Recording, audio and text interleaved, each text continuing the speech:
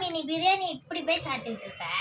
ஏன் கரெக்டாக தானே சாப்பிட்றேன். இப்படி கையில் எடுத்து அழகாக சாப்பிட்றேன். அதை இப்படி எடுத்து அப்படி சாப்பிட்றேன். அப்படி சாப்பிடக்கூடாது.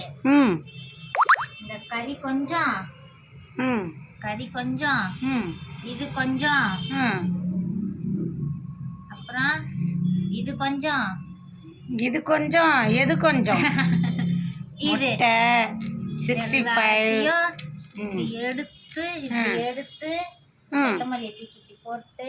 கொத்தமல்லியும் சாப்பிட வேண்டியது தானே. எல்லாத்தையும் ஒன்று கலந்து அடிக்கும் போது அப்படிதான் சாப்பிடணுமா? யார் சொல்லி கொடுத்தா? யூடியூப்ல எல்லாரும் எல்லாத்தையும் இப்படி வச்சு ஆ இப்படி எடுத்து சாப்பிடுவாங்க. ஐயோ வாய் நம்மளுக்கு எப்படி வாய் அவ்வளோ பெரிய வாய். இப்படி எடுத்து சாப்பிட்டு காமிச்சேன் நான். ஆனா நான் சாப்பிடுறது இப்படிதான்.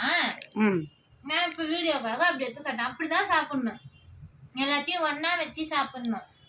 கத்திரிக்காய் இருந்தா கத்திரிக்காயும் சேர்த்து சாப்பிடணும். நல்லாவே இருக்காது. தெரியல உனக்கு.